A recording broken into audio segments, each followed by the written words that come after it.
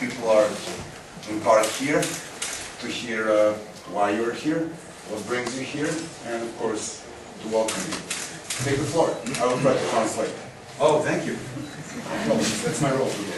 All right.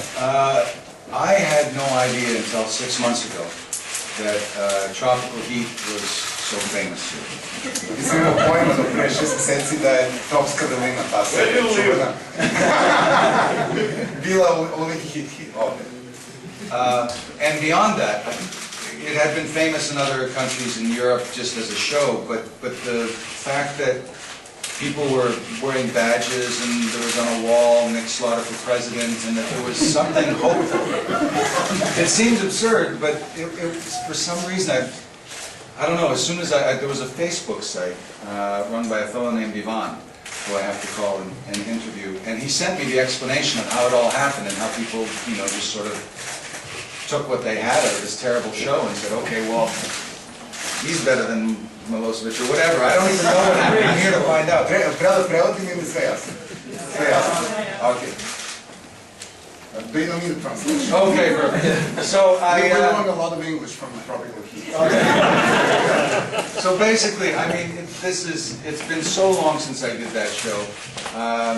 I don't live like that anymore. I don't live in LA or Hollywood anymore. I'm in You don't have that shirt? I brought one. I'll give it to you before I go. But I live in a suburban area I raise a son, a very simple life. And this is my neighbor here, Mark, that I grew up with, and Lisa's sister. And you know what? I emailed them the fan site and just said, what do you think of this? And Lisa wrote back saying, this is a great documentary. Let's go find out why. Why a guy with a ponytail that lies around the beach would be seen as a role model. So, and truthfully, I mean, we wanted to sort of come and ask why, what happened to make that character an icon. And through researching it, we found so much pain and joy and so much history in the 90s for this country and what everybody went through that it kind of broke our hearts. So in one way, we wanted to come and just ask Serbia and ask the people of Serbia to tell their story instead of us hearing it from CNN, instead of us hearing it from CBC. And we haven't, even the little bit that I've researched already tells me that we haven't heard the true story of the Serbian people. And it's my brother, my adopted brother, is of Serbian descent. And that's another thing for me to say. Can you tell the story? Yeah. We adopted him when he was 5 years old. He went around from foster home to foster home. And I'll cry if I tell that story. But anyway, he's adopted. I love my brother. But he was 5 years old, which is normally, you talk to Freud, at 5 years old, that's normally when a child is set. And we adopted him at that age. And years later, when he was a teenager, he wanted to search his birth records. And my mother and father helped him to do that. And he found out that he was, his parents were from Yugoslavia and of Serbian descent, which I just dropped. Whenever I was angry at him, I'd call him the Serb. I just, it just was a funny way of just saying, bah. He has worse names for me, believe me. But when this whole thing started happening, and Mark and Lisa and I started doing this, it hit me about halfway in. Wait a second. My brother's Serbian. That's crazy. Like, the coincidences started to become. Also, the lawyer that we got for the project to get this production done, born in Serbia, and then our bartender, the first night that we celebrated that we were doing this movie, named Branko, he's just Serbian. And suddenly in Brampton, a small town, everybody was Serbian. It was great. So we knew we had to come.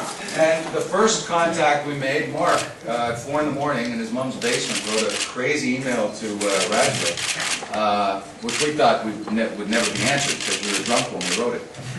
And he answered us a week later. We started to talk. He mentioned the concert, and we said, well, what a great, that's a perfect wraparound to come here, to force ourselves to get ready on time. And so we decided to do, hit the concert and also do our documentary at the same time. And I can't even believe we're here, because we put this together so fast. Hi, Rob. Hello. I would love to welcome you to Serbia. Thank you. And I wanted to ask you, it's one thing to see it all on a Facebook page, but how does it feel now that you're here? Is it overwhelming? What's the feeling? A little bit, because honestly, I still kept thinking, somebody's playing a big traffic joke. You're not popular here, nobody knows you here. Exactly. We can go for one. These are all actors. Good. Yes. We called Rob Stjuart, not you. That's right. Yeah, it's a bit overwhelming. Hi Rob, welcome Hi. to Serbia. I have, who you call Nik? Can you call me Nik? Click on Nick. You call your name? Yeah, you can call me Nick. I'd be honored. I want to be Nick too, hey. I want to ask you, what happened with Nik Sloter? Where is your ponytail? Where is your shirt? Yeah, well, that went quite a while ago. Now I don't even think I could grow it if I tried. I tried to grow my hair long, but I only had a couple months, and I was going, just nothing. Hi, I'm Gordana from TV Pink. Do you know any Serbian word? Yes. Which one?